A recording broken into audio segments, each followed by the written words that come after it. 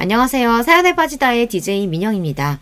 오늘 사연자는 가족을 위해 하마터면 자신의 본분까지 잊을 뻔했다가 정신을 번쩍 차리셨다는데요. 과연 어떤 사연인지 들어보겠습니다. 오늘도 두 가지 사연 준비되어 있는데요. 끝까지 함께 해주실 거죠? 그럼 오늘의 사연 바로 시작해볼게요. 구독과 좋아요 잊지 말고 꾹 눌러주세요. 안녕하세요. 저는 검사 출신 변호사로 일하고 있는 40대 남자입니다. 저는 최근 검사직을 그만두고 변호사 사무실을 개업했어요. 사무실만 개업하면 일도 많고 금방 정신없이 바빠질 줄 알았는데 제 착각이더군요. 검사를 그만둘 때 주변 선후배들이 그냥 그만두지 말고 붙어있으라고 법원 밖으로 나오면 세상이 차갑다고 하더니만 그게 사실이더라고요. 제가 지금까지 40년 넘게 살면서 최근처럼 한가하게 살아본 건 처음이에요. 그동안은 매일 일에 치여서 항상 가정에 소홀한 남편, 애들 일에는 관심 없는 아빠, 부모님 일은 항상 뒷전인 아들이었는데 사무실 개업하고 마땅히 일이 많지 않다 보니 매일 칼퇴근은 물론이고 주말에도 매주 쉬었죠. 갑자기 달라진 일상에 놀란 건 저뿐만이 아니라 가족들도 마찬가지였어요. 매일 7시면 집에 들어오고 주말에도 항상 집에 있으니 다들 어색해하는 것 같더라고요. 한가해진 제 모습에 아이들은 좋아했지만 아내와 부모님께서는 걱정을 하셨습니다. 이번 주도 일이 별로 없어? 자꾸 이래서 사무실세나 제때 낼 수 있는 거야? 그러게 당신이라도 그냥 직장에 붙어있으라니까. 변호사 사무실은 뭐 아무나 하는 줄 알아. 아내가 하는 말도 이해가 되는 게 아내는 약사예요. 아내도 본인이 약국을 운영하다 보니 수입이 불규칙합니다. 그런 와중에 저까지 잘 다니던 직장을 때려치우고 사무실을 내버렸으니 걱정이 이만저만이 아니었죠. 그럼 내가 대책도 없이 그만뒀을까봐? 나도 다 생각이 있으니까 걱정하지 마. 검사로 일할 때는 애들한테 신경 안 쓴다고 매일 다른 아빠하고 비교하더니만 이제야 좀 아빠 노릇 하려니까 왜 또 잔소리야. 애들하고 시간 많이 보내는 거야 좋지만 가장이 일은 해야지. 왜 그렇게 사람이 중간이 없어? 이렇게 한가한 것도 잠깐이야. 이제 조금 있으면 입소문 나서 금방 또 바빠질 거야. 그때 가서 또 애들하고 시간 안 보내니 어쩌니 그러지 말고 지금이라도 그냥 좀 쉬게 놔둬. 그때까지만 해도 시간이 지나면 금방 알아서 일이 잘 풀릴 줄 알았어요. 물론 저도 아내의 잔소리가 다 듣기 싫었습니다. 저도 지난 15년 동안 하루도 쉬지 않고 일만 하며 살았는데 적어도 몇 달은 여유 좀 부려도 되는 거 아닌가 싶어서요. 그런데 생각보다 입소문이 나는데 시일이 걸리더군요. 저는 변호사 사무실을 개업한 지 석 달이 넘도록 제대로 된 사건 하나 맡지 못하고 사무실에 파리만 날리고 있었어요. 모아둔 돈에 퇴직금까지 다 투자해서 사무실을 얻은 건데 이러다 망하면 어쩌나 싶더군요. 불안했던 저는 여기저기 변호사 동료들을 만나며 이런저런 정보를 얻으러 다녔어요. 그런데 이쪽 사정도 몇 년 전과는 많이 달라졌더라고요. 로스쿨 생기고 나서 워낙 젊은 변호사들이 많이 생기니까 이 시장도 많이 변했어. 우리도 가만히 넋놓고 있으면 안 되고 여기저기 사람들도 많이 만나면서 영업도 해야 돼. 뭐 영업? 아무리 시장이 변했다고 해도 그렇지 여기저기 돌아다니면서 명함이라도 뿌리라는 거야? 친구들의 이야기에 저는 놀라 말문이 막혔습니다. 로펌도 워낙 많아지고 로스쿨 졸업생들이 늘어나면서 변호사들이 전보다 많이 힘들어졌다는 거야 알고 있었어요. 하지만 이 정도로 힘들 줄은 몰랐어요. 너희 아버지 제약회사 임원으로 퇴직하셨잖아. 그럼 병원이나 약사들 아는 사람 많으실 거 아니야. 그쪽으로 한번 제대로 소개받아서 영업해봐. 요즘은 이것저것 기웃거리면서 일거리 찾아다니는 것보다 전문 분야 하나 뚫어서 일하는 게 제일이야. 현재 변호사로 사무실을 개업해 일하고 있는 친구들 이야기를 듣다 보니 제가 현실을 제대로 알지 못한 채 무작정 사표를 내고 나왔구나 그런 생각이 들더라고요. 친구들 말처럼 저는 우물 안에 개구리가 맞았습니다. 법조인이면 학교에서 배운 대로 세상을 조금 더 나은 세상으로 만들고 정의 구현에 힘쓰는 일이라고 생각했는데 아니었어요. 검사든 변호사든 처자식의 생계가 달린 일이니 먹고 살려면 뭐든지 해야 하죠. 저는 친구들의 조언을 받아들여 그 주 주말에 아이들을 데리고 본가에 갔습니다. 친구 녀석들에게 들은 대로 아버지께 도움을 받고자 해서요. 하지만 그 또한 쉽지만은 않았습니다. 저희 아버지께서 보통 고지식한 게 아니에요. 사실 청렴하고 윤리적인 거로 따지면 제가 아니라 저희 아버지께서 법조인이 되셨어야 해요. 그 정도로 앞뒤 딱 막히고 융통성 없는 걸로 유명해서 법 없이도 살 뿐이셨죠. 어려서부터 아버지는 우리 집의 가장이나 왕이나 다름없었어요. 워낙 고지식하고 본인만의 철학이 확실한 분이다 보니 자식뿐만 아니라 어머니까지 아버지의 말대로 하지 않으면 난리가 났죠. 제가 검사가 됐던 것도 동생이 일찍 시집을 간 것도 다 아버지의 계획이셨어요. 우리 집의 모든 일은 아버지의 결정으로 이루어지지 않은 게 없을 정도로 하나부터 열까지 다 아버지의 생각대로 움직여야 했어요. 사실 저는 검사보다 학교 선생님이 되고 싶었어요. 그래서 교대에 가려고 했는데 아버지의 반대로 법대에 가야 했습니다. 네 성적이면 법대 들어가고도 남을 실력인데 아깝게 교대는 무슨 교대야? 괜한 소리 하지 말고 아버지가 시키는 대로 법대 들어가서 군 제대하자마자 사법고시 준비해. 지금이야 나이도 먹고 제 가정도 생겼으니 아버지의 말에 한마디 토라도 달 수 있지만 어린 시절부터 학창시절까지는 아버지가 무서워서 제 생각을 제대로 이야기하지도 못했어요. 그래도 애가 고등학교 1학년부터 3년 내내 지망학교로 교대라고 쓸 만큼 선생님이 하고 싶다는데 자기가 하고 싶은 대로 좀 하게 놔둬요. 그전까지 아버지에게 찍소리도 안 하시던 어머니마저 제 꿈을 위해 처음으로 아버지에게 반기를 드셨지만 통할 리 없었습니다. 고등학교도 간신히 졸업한 당신이 뭘 안다고 떠들어? 내 아들은 내가 잘 알아. 오태영, 내 아들은 앞으로 큰일 할 녀석이야. 좁아터진 학교에 있기는 아까운 놈이라고. 40년 넘게 평생 직장생활만 하셨던 아버지는 당신이 평생 남의 밑에서 회사만을 위해 젊은 날을 바치며 살아온 게 가장 큰 후회가 된다며 저에게는 항상 남자는 사회에 큰 업적을 남길 수 있는 큰 사람이 되어야 한다고 하셨어요. 그게 바로 검사였죠. 정치부 검사가 돼서 신문이나 뉴스에 제 이름이 나오는 그런 검사가 되었으면 좋겠다고 하셨어요. 아버지의 말을 거역할 수가 없었던 저는 검사가 됐습니다. 결혼도 검사가 되자마자 1년도 되지 않아 아버지의 지인 소개로 만난 여자와 결혼했어요. 아내는 아버지께서 잘 아시는 대형 약국 원장님 소개로 만나게 됐죠. 제가 원해서 나간 선자리는 아니었지만 그래도 아내와는 서로 성격이나 취미도 잘 맞아서 만난 지 1년 만에 결혼을 결심했어요. 그전에도 크게 여자한테 관심이 있거나 제대로 된 연애를 해보지 않아서 아내 정도면 결혼해도 되겠다는 생각에 고민할 거 없이 결혼했죠. 그때까지도 아버지는 제 인생의 가장 큰 결정권자였고 그 점에 저도 불만이 없었습니다. 그런데 제가 검사를 그만두겠다고 했을 때 아버지와 꽤 오래 실랑이를 벌였어요. 저는 이미 회의감이 들 정도로 검사라는 일에 정이 떨어진 상태였고 아버지는 그런 제 마음을 이해해 주실 리 없었습니다. 사표는 절대 안 돼.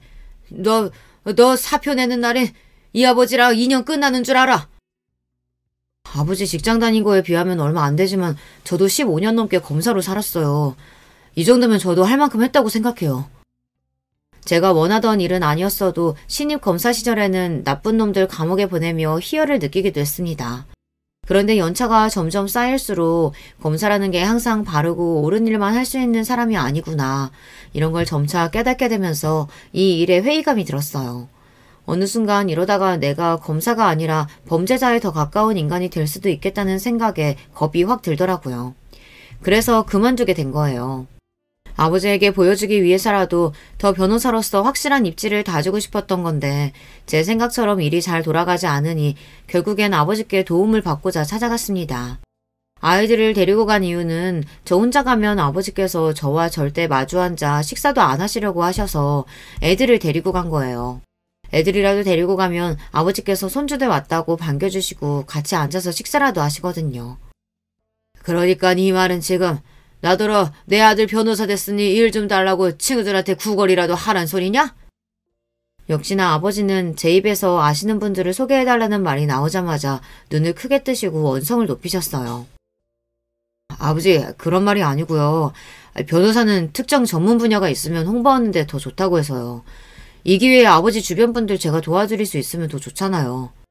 아이고, 기껏 나라에 보탬되는 일 하라고 평생 뒷바라지 해뒀더니만 이제는 아예 장사꾼이 됐어. 씨알도 안 먹히는 소리였습니다. 아버지는 제가 검사로 있는 지난 15년 동안 주변에서 별의별 부탁을 받았어도 저를 생각해서 한 번도 제게 부탁을 해본 적이 없다고 하셨습니다. 내가 지금까지 네 검사 인생에 조금이라도 문제 생길까봐 얼마나 조심하면서 살았는데 너는 자존심도 없이 나더러 남들한테 일 달라고 부탁이나 하러 다니라는 거냐? 평소 같으면 아버지가 그 정도 하시면 저도 더 말하지 않았을 텐데 그날은 유독 저도 기분이 안 좋기도 했고 속상해서 말이 좋게 나가지 않았습니다. 제가 지금까지 아버지가 시키는 대로 다 하면서 살았는데 아버지는 이 정도 부탁도 못 들어주세요? 알겠어요. 저도 더는 아버지가 시키는 대로 안 할 거니까 그런 줄 아세요. 아버지와 제 사이가 틀어지기 시작한 건 그때부터였습니다. 저도 처자식이 있고 나이도 들었으니 이제 아버지께서 저를 이해해 주실 줄 알았는데 아버지의 마음은 달랐나 봐요. 한 번도 아버지의 말씀을 거역한 적이 없었던 제가 상의도 없이 검사일을 그만두고 변호사로 개업하겠다고 하니 아버지도 실망이 이만저만이 아니셨나 보더라고요. 처음 몇 달은 저를 보고 싶어 하시지도 않았어요. 그때가 아마 제 인생에서 가장 힘들었던 시기였던 것 같아요. 변호사 사무실만 개업하면 알아서 손님이 줄을 설 줄 알았는데 그렇지 않더라고요. 인터넷에 아무리 홍보하고 광고를 하고 다녀도 눈에 띄게 일이 늘어나지 않았습니다. 거기다가 급한 마음에 들어오는 대로 무슨 일이든 해보겠다고 닥치는 대로 일을 받아서 했더니 오히려 검사로 일할 때보다 회의감이 들 때가 더 많더라고요.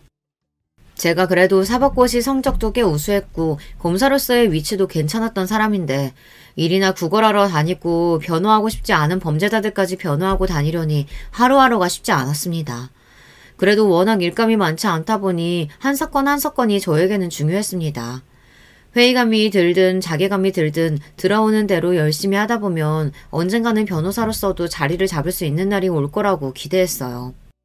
제가 원래 이런 사람은 아니에요. 무엇보다 제 자존심이 가장 중요한 사람이었는데 저도 나이가 들기는 하는지 사람이 좀 변하긴 변하더라고요. 그전에는 아내가 조금만 듣기 싫은 소리를 해도 버럭버럭 소리를 지르고 다 귀찮아했었는데 검사 일을 그만두고 저도 별의별 일을 다 겪고 나니 나 자신보다 중요한 게 있다는 사실을 알게 됐습니다. 가족들과 떨어져 산 세월이 길어서 그런지 아내나 자식들이나 제 편이 하나도 없더라고요. 한 번은 이런 적이 있었어요. 한참 변호사 사무실에 일이 없어서 혼자 우울해서 술을 먹고 대리를 해 집 주차장에 도착했습니다.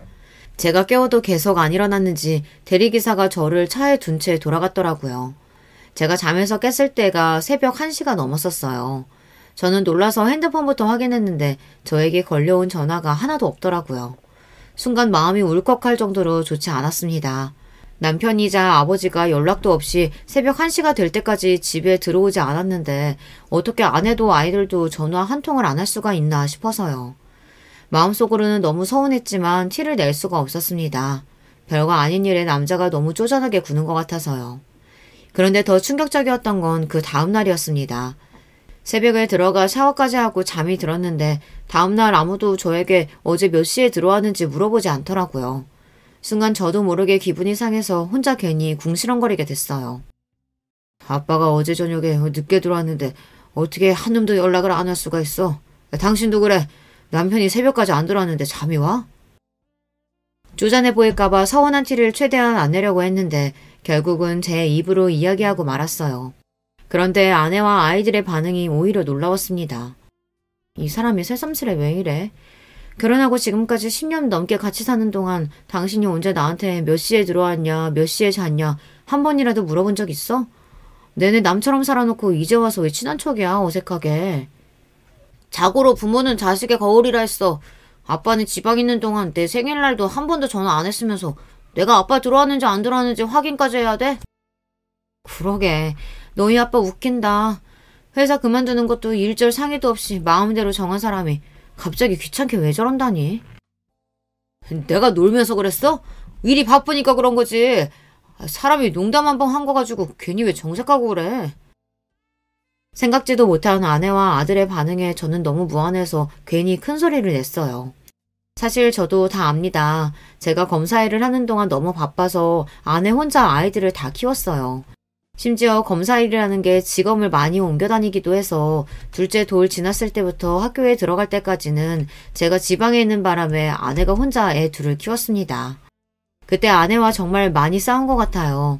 주말에도 일이 많으면 올라오지 못해서 2주에 한 번 집에 올까 말까였는데 오랜만에 만나서도 얼굴만 보면 서로 싸워서 한 번은 제가 한 달 동안 집에 안 올라온 적도 있었어요. 그런데 그때 하필이면 둘째가 열감기가 심하게 걸려서 아내가 혼자 고생했나 봐요. 그때부터였던 것 같아요. 아내가 저를 남보듯 하기 시작한 게요. 아빠, 그냥 할 말 없으면 말하지 마. 지난 몇 년간 아빠 지방에서 이런다고 엄마가 혼자 얼마나 고생을 많이 했는데 미안한 줄도 모르고 아직도 그렇게 일핑계만대? 엄마는 뭐 일 안 하고 놀았냐? 딸까지 나서서 저에게 뭐라고 하는데 말문이 턱하고 막히더군요. 처음엔 이 집에서도 내 편이 아무도 없구나 싶은 마음에 서운하다가 순간 정신이 번쩍 들었어요. 마치 지금의 제 모습이 예전에 저희 아버지를 보는 것 같아서요.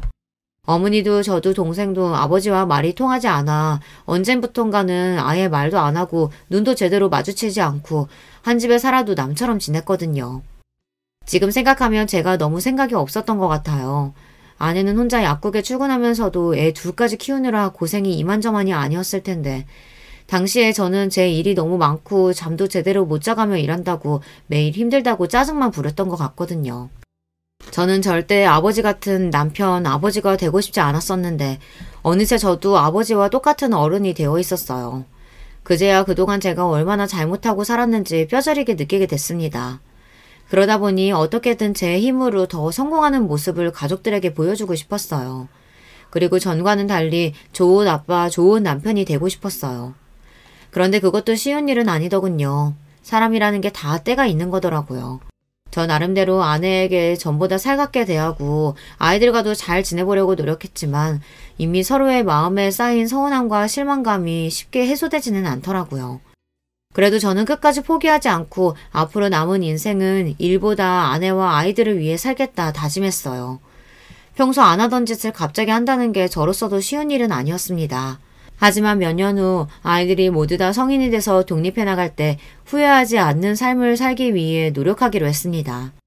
저는 주어진 대로 일도 열심히 하면서 가정에도 소홀하지 않기 위해 퇴근하고 집에 돌아오면 아내와 함께 저녁 준비를 했어요. 주말에는 무슨 일이 있어도 가족들과 시간을 보냈습니다. 처음엔 낯설어하던 아내와 아이들도 제가 노력하는 모습을 보고는 조금씩 마음을 여는 것 같았습니다. 제가 노력하니 확실히 많은 게 달라지더라고요.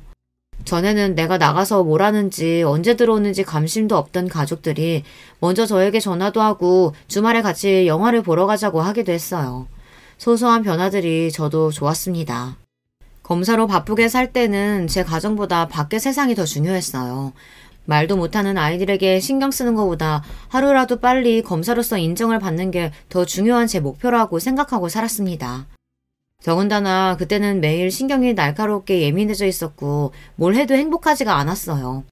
그런데 지금은 일이 잘 풀리지 않아도 가족들과 매일 일상을 함께 공유하는 것만으로도 스트레스가 풀리고 주말이 기다려지기도 했습니다.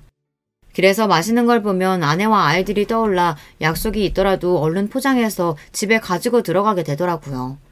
저도 제가 이 정도로 변할 줄은 몰랐는데 서서히 달라지는 제 모습이 싫지만은 않았습니다. 그런데 저라는 사람을 가만 보면 멀티가 안 되는 사람인 것 같아요.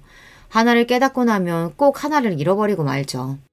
변호사 사무실을 개업한 이후 아버지와의 관계가 대면대면하게 된 이후에는 부모님께 연락도 잘 안 드리고 찾아뵙는 일도 많이 줄었어요.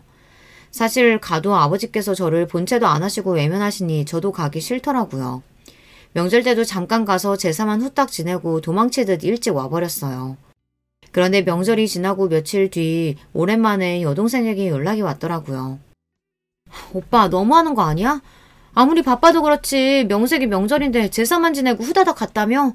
나도 오빠한테 할 얘기 있어서 이번엔 좀 얼굴 보나 했더니 변호사 돼도 바쁜 거 똑같네 뭐. 그동안 제가 제 처자식 신경 쓸 겨를도 없이 살았었는데 동생이라고 달랐겠습니까?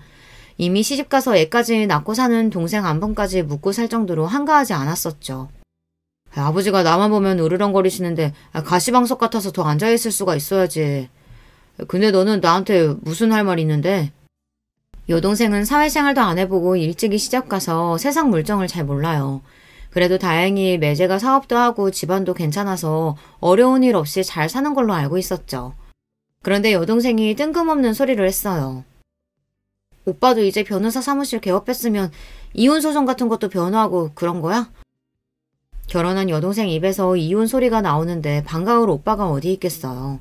저는 얘가 갑자기 무슨 소리를 하는 건가 싶어 왜 그러냐고 물었습니다. 당연히 이혼 소송도 하지. 근데 네가 이혼 소송은 왜 궁금해하는데? 엄마한테 듣기로는 김서방이 매일 술만 많이 먹고 다닌다던데 혹시 무슨 문제 있어? 아니 문제는 무슨 그냥 친구 중에 물어보는 애들이 있어서 물어봤어. 나중에 만나면 다시 물어볼게. 싱겁기는. 오빠 요즘 엄청 열심히 일하고 있으니까 주변에 변호사 필요하다는 사람 있으면 무조건 소개해. 아 참, 매제는 사업 잘 돼가지? 매제한테도 사업하는데 힘든 점 있으면 바로 연락하라고 하고. 그 사람이 하는 일이야 항상 똑같지 뭐. 그리고 오빠, 아버지 요즘 소화도 자꾸 안 된다고 하시고 두통도 심하다고 해서 다음 주에 검사 받으려고 병원에 예약해뒀어. 시간 나면 한번 찾아뵙던지 전화라도 드려. 명절이라고 며칠 전에 다녀왔는데 뭘 또 가. 그리고 아버지가 머리 아프다고 하는 게 뭐 하루 이틀이야. 우리 마음에 안 드실 때마다 머리 지끈지끈하다고 원래도 진통제 달고 사시잖아. 그랬습니다. 바로 며칠 전 명절에 갔을 때도 저에게 일은 좀 많냐고 물으시길래 이제 조금씩 늘어나고 있다고 했더니만 양손으로 머리를 부여잡으시면서 짜증부터 내셨어요. 저 때문에 속이 답답해서 죽겠다고요. 그러게 그냥 직장에 붙어있다가 때 되면 승진해서 부장 되면 얼마나 좋아. 왜 괜한 고생을 사서 하는지 원. 내가 요즘 너만 생각하면 잠도 안 오고 머리가 깨질 것 같다. 남들은 아들이 변호사라고 하면 좋아서 여기저기 자랑하고 다니는데 아버지는 왜 자꾸 그러세요? 검사든 변호사든 제가 다 알아서 잘하고 있으니까 괜한 걱정하지 마세요. 저만 보면 듣기 싫은 소리를 하시니 저도 더는 듣기 싫어서 아버지와 대화하고 싶지 않았어요. 동생이 아버지를 모시고 병원에 간다는 이야기도 분명히 듣기는 했지만 동생이 알아서 하겠거니 하고 일절 신경 쓰지 않았습니다. 그런데 며칠 뒤 생각지도 못한 일이 벌어졌어요. 아버지께서 동생과 병원에 가기 며칠 전 혼자서 새벽 기도를 하러 가시다가 길에서 쓰러지셔서 급하게 병원으로 실려가셨어요. 아버지의 검사 결과는 좋지 않았습니다. 원래도 당뇨가 있으셨는데 신부정 증상이 있다고 바로 입원해야 한다고 했대요. 그런데 아버지께서 입원하신 지 하루 만에 발작을 일으켜 응급수술을 하던 중 돌아가셨습니다. 정말 하늘이 무너진다는 말이 바로 이런 상황을 두고 하는 말이더군요. 저는 우리 아버지만큼은 분명 100살까지 사실 줄 알았어요. 언제나 호랑이처럼 꼿꼿하시고 무서웠던 아버지께서 이렇게 허망하게 가실 줄은 정말 생각도 못했습니다. 저는 도대체 무슨 정신으로 장례를 치렀는지 모르겠어요. 아버지가 돌아가셨다는 게 장례가 끝날 때까지 믿기지 않아 내내 멍한 상태로 있었죠. 어머니도 동생도 혼절할 정도로 충격을 받아 장례식장은 온통 울음바다였어요. 장남인 제가 누구보다 강하게 어머니와 동생을 챙겼어야 했는데 저조차도 충격에 휩싸여 아무것도 하지 못했어요. 그때 아내와 아이들이 있어서 천만다행이라고는 생각이 들었습니다. 아내는 저는 물론 어머니와 동생까지 살뜰하게 챙겼어요. 거기다가 아직 어리다고만 생각했던 아이들도 어느새 제 옆에 서서 제 손을 잡고 의젓하게 조문객을 맞았습니다. 저는 제 가족을 위해서라도 정신 똑바로 차려야겠다고 생각하고 고개를 흔들어 정신을 차렸습니다. 제 인생을 통틀어 그날이 아마 가장 후회되는 순간이었던 것 같아요. 그동안 저는 제가 잘난 인간인 줄 알았습니다. 무엇보다 강하고 무엇보다 단단한 사람인 줄 알았어요. 그런데 아니었습니다. 저는 한없이 모자라고 부족한 사람이었어요. 이 나이 먹고도 아버지에게 제대로 말 한마디 하지 못해서 대면대면한 상태로 해결되지 않은 숙제를 떠안은 채 아버지를 떠나게 했습니다. 화가 났어도 자존심이 상했어도 조금만 참고 아버지와 차분하게 이야기를 나눴어야 했는데 매일 도망만 다니고 회피했던 제가 무엇보다 싫었습니다. 아버지께서 돌아가시고 나서 저는 많은 생각을 했습니다. 평소 아버지와 사이좋은 부자관계로 지냈던 건 아니었지만 그래도 저도 슬슬 나이가 드니 같은 가장으로서 아버지의 마음이 전부는 아니어도 이해가 되긴 되더라고요. 당시에는 아버지도 모두 다 저희를 위해서 내린 결정이었을 거예요. 가족을 누구보다 아끼고 사랑하지만 그들을 진심으로 위하는 방법을 잘 모르셨던 것뿐이었죠. 아버지 유품을 정리하던 중 아버지께서 돌아가시기 전까지 적으시던 일기장을 찾았어요. 아버지께서 남기신 일기장을 읽으면 읽을수록 이게 정말 우리 아버지가 적은 게 맞나 싶었습니다. 그 정도로 아버지가 적은 내용이 아닌 것 같았어요. 일기장에는 온통 가족들을 걱정하고 위하는 마음이 그대로 담겨 있었습니다. 아내고 딸이고 둘 다 마음이 약하고 여려서 걱정이다. 그래도 아들이 있어서 다행이다. 언제나 똑똑하고 현명한 우리 아들이 어련히 알아서 아내와 태미 잘 챙길 거라 믿는다. 평생 엄마나 여동생에게 말이나 행동 모두 다정하게 구신 적도 없는 아버지였지만 그래도 항상 마음으로는 걱정하고 계셨는지 돌아가시기 직전까지 어머니와 동생을 걱정하시며 제가 알아서 잘 할 거라고 믿고 계시더라고요. 아버지의 일기장은 저의 보물 1호가 됐습니다. 아버지와 제 사이에 정이라고는 없다고 생각했었는데 그 일기장을 보고 나서는 아버지께서 저를 얼마나 소중하게 생각하셨는지 알겠더라고요. 아버지의 일기장이 효과가 있었던 게 그 전에는 나 사느라 바빠서 어머니나 동생을 돌봐야겠다는 생각조차 안 했었는데 그래도 아버지 돌아가시고 나서는 확실히 전보다 어머니나 동생이 마음이 쓰였어요. 아버지 말대로 엄마나 동생 둘 다 저랑 달리 마음도 약하고 힘든 일이 있어도 잘 말을 안 하는 성격이라 제가 더 자주 챙기려고 노력했죠. 그러던 중 생각지도 못한 일이 벌어졌습니다. 그날은 어머니 생신이 지난 지 며칠 되지 않았을 때였어요. 아버지가 돌아가시고 나서 처음으로 맞는 어머니 생신이라 이래저래 마음이 쓰여서 가족들 모두를 우리 집으로 초대했어요.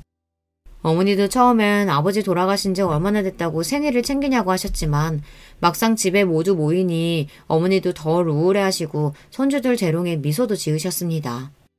어머니도 어머니였지만 그날 여동생이 더 신경 쓰였던 게 동생 얼굴이 너무 좋지 않았어요. 원래도 입이 짧고 먹는 걸 즐겨하지 않는 애라 워낙 몸도 마르고 잔병치레도 달고 사는 애예요. 평소에도 컨디션이 좋을 때보다 좋지 않을 때가 많은 앤데 그날은 유독 말도 없고 힘도 없는 게 걱정이 되더라고요. 그래서 며칠 후 회사 근처에서 동생이 좋아하는 빵을 사서 퇴근길에 잠깐 들렸어요. 여동생이 다른 건 몰라도 어려서부터 빵이라면 자다가도 벌떡 일어났거든요. 일이 늦어져서 시간이 늦었길래 빵만 잠깐 주고 가려던 참이었습니다. 그런데 초인종을 눌러보니 조카가 나오더라고요. 늦은 시간인데 동생이랑 매제 둘 다 집에 없다네요. 외삼촌, 엄마 아빠가 술 마시고 온다고 해서 차 가지고 데리러 나갔어요. 늦은 저녁이긴 해도 술 먹고 취하기에는 아직 이른 시간이었는데 매제가 술을 얼마나 마셨는지 벌써 취해서 동생의 술집으로 데리러 나갔다고 하더라고요. 그 소리를 듣는데 저는 미간이 확 구겨졌습니다. 원래 결혼 초기부터 매제가 술을 좋아해서 동생이랑 자주 싸우는 건 알았었는데 애까지 낳고도 저러고 사는지는 몰랐어요. 아빠 평소에도 술 많이 먹고 들어오니? 그럴 때마다 엄마가 데리러 나가고?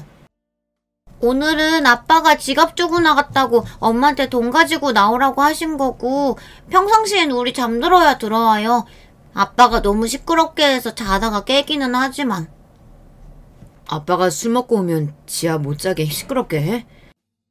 나도 못 자긴 하는데 엄마는 아예 자지도 못하게 아빠가 매일 소리 지르고 혼내요. 돈 아껴 쓰라고 카드도 막 뺏고. 어른으로서 조카한테 부부 사이 일을 꼬치꼬치 물어보지 말았어야 했는데 저도 모르게 제 동생이 안쓰럽고 걱정이 되니 절로 질문이 쏟아지더군요. 시간이 꽤 늦고 조카가 하품하며 졸려하는데도 동생이 돌아오지 않길래 제가 방에 들어가 조카를 재우고 나왔습니다. 그때였어요. 동생이랑 매제가 도착했는지 현관문을 열고 들어오더군요. 저는 자리에서 일어나 현관으로 나가려고 했어요. 그런데 그때 생각지도 못한 소리를 듣고야 말았습니다. 내가 너 이럴 줄 알았어. 카드 내역 확인 안 했으면 어쩔 뻔했어. 남편은 하루 종일 나가서 개고생해서 돈 버는데 마누라라는 건 말도 안 하고 엄마 생일 선물로 30만 원을 써? 네가 생각이 있는 년이야 없는 년이야? 여보 그만해요. 애도 아직 안 잘 텐데 보기라도 하면 어쩌라고 이래요. 찰싹. 순간 저는 제가 잘못 들은 줄 알았습니다. 하지만 이 목소리는 분명 매제가 맞았어요. 매제는 제 동생이 어머니 생신 선물로 30만 원짜리 가방을 샀다는 이유로 막말을 퍼붓고 뺨까지 때리는 것 같았습니다. 저는 순간 이성의 끈이 뚝 끊어졌어요. 저는 생각할 것도 없이 그대로 현관으로 나가 언성을 높였습니다. 자네 지금 뭐 하는 거야? 설마 내 동생 얼굴에 손 찍어만 거야? 형님, 여기는 무슨 일로 연락도 없이 어떻게 오신 거예요? 매제도 제 얼굴을 보자마자 술이 깨는지 눈이 동그래져서 놀란 눈으로 저를 쳐다보더군요. 동생도 놀라기는 마찬가지였어요. 뺨을 손으로 어루만지며 눈물이 가득 고인 눈으로 저를 바라보더라고요. 순간 저는 눈이 획 돌아버렸습니다. 형님 같은 소리 하네. 난 그깟 30만 원 때문에 아내 뺨치는 놈이랑은 형님 매제할 생각 없으니까 입 닥쳐. 태미, 너 지금 당장 짐 싸. 우리 집으로 가게. 형님. 제 말 좀 들어보세요. 형님이 무슨 소리 들으셨는지는 모르겠지만 장모님 선물 때문만 이런 건 아니고요. 이 여자가 카드값이 나와도 너무 많이 나오니까 제가 한 소리 한 거예요. 한 소리? 어떤 남편이 한 소리 한다고 아내 몸에 손을 대? 자네 사람 잘못 건드렸어. 내가 가면 안 될 거니까 그런 줄 알아. 매제가 남편 감으로 좋은 놈이 아니라는 거 정도는 처음부터 알고 있었습니다. 하지만 제가 할 수 있는 일은 없었어요. 아버지께서 여자는 무조건 돈 많은 집에 시집가야 한다고 해서 매제에 대해 잘 알지도 못하는 상태에서 집안만 보고 동생이랑 선보기해서 결혼시켰거든요. 매제 아버지가 몇 년 전 아버지께서 제약회사에 있을 때 회사에 투자했던 투자자 중 한 사람이에요. 업계에서도 현금 많은 걸로 유명한 집안이라고 하더라고요. 그것만 믿고 동생을 시집 보낸 건데 동생이 결혼하고 나서부터 지금까지 옆에서 지켜보면서 저는 동생이 행복해 보인다고 느낀 적이 없었어요. 하지만 저도 못된 게 그동안은 크게 신경 쓰지 않았습니다. 부부라는 게 원래 다들 그런 거라고 생각했으니까요. 저도 선봐서 한 결혼이었지만 그래도 1년 연애하고 서로 좋아서 결혼해 자식도 낳고 살다 보니 미운정 고운정 다 들어 이제는 싸우지도 않고 살아요. 저는 막연하게 동생도 그런 줄 알았습니다. 그런데 제가 잘못 알고 있었더군요. 그날 동생과 조카를 데리고 나오면서 매제 이놈에 대해 좀 알아봤더니 질이 나쁜 놈이었어요. 심지어 동생 몸에 손을 댄 게 그날이 처음이 아니래요. 신혼 초에는 매제가 거의 매일 술을 마시고 들어와 동생도 기다리다 지쳐 일찍 잠들었는데 매번 새벽에 들어와서는 남편이 안 들어왔는데 자고 있다고 동생에게 발길질까지 했답니다. 애도 못 낳는 게 데리고 살아주면 고마운 줄 알아야지. 남편이 안 들어왔는데 코까지 골고 자고 있어? 너는 친정에서 이렇게밖에 못 배웠냐? 동생이랑 매제가 20대 중반에 결혼을 일찍 했어요. 그것도 다 아버지의 계획이었죠. 동생이 대학 졸업하고 마땅한 직업 없이 집에서 놀고 있으니 보기 싫어서 후딱 시집 보내버린 거예요. 아버지가 하시는 일에 동생네 사돈네가 필요해서이기도 했고요. 이제와 생각해보면 당시에 동생이 결혼하고 싶어 하지 않았던 것 같아요. 선보고 와서 결혼은 아직 이른 것 같다고 조금 더 생각해보면 안 되냐고 어머니에게 이야기하는 걸 저도 들은 것 같거든요. 하지만 그런 이야기를 들어줄 아버지가 아니었습니다. 오히려 아버지는 젊을 때 시집가서 자리 잡고 얌전히 애 키우고 살라고 했어요. 그렇게 부모들이 서둘러 우격다짐식으로 시킨 결혼이었으니 당연히 행복할 리 없었습니다. 제가 알기론 동생이 결혼하고도 5년 넘게 아이가 생기질 않아 엄마도 아버지도 걱정하셨던 기억이 나요. 그 이유에서야 아이가 생겨서 어머니께서 다행이라고 안도하셨거든요. 그런데 이번 일로 동생에게 들었는데 동생이 일부러 애를 가지지 않은 거랍니다. 결혼이야 부모님의 성화에 어쩔 수 없이 했지만 아이에 대한 부분은 본인도 겁이 나고 매제에 대한 확신이 없어서 천천히 가지려고 했었대요. 그런데 아이가 생기지 않자 매제가 술만 취하면 자꾸만 동생에게 언성을 높이며 아이가 생기지 않는 게 동생 탓이라고 했답니다. 특별히 병원에서 검사한 것도 아닌데 말이죠. 저는 동생의 말을 들으면 들을수록 마음이 더 답답했습니다. 너는 뭐가 부족해서 저런 놈한테 맞으면서도 참고 산 거야. 설마 애 때문에 참고 산 거야? 오빠는 나에 대해 몰라서 그런 소리 하는 거야. 오빠야 공부도 잘했고 알아서 잘 살았지만 나는 아니잖아. 아버지가 평생 나 볼 때마다 오빠랑 비교하면서 얼마나 한심하게 생각했는데 대학 졸업하자마자 아버지가 시집이라도 가서 집에 보탬 돼야 한다고 매일같이 얘기하셨어. 그렇게 한 결혼인데 내가 어떻게 이혼을 해. 아무리 아버지가 무서워도 나나 어머니한테는 말을 했어야지. 그럼 최소한 우리라도 도와줬을 거 아니야.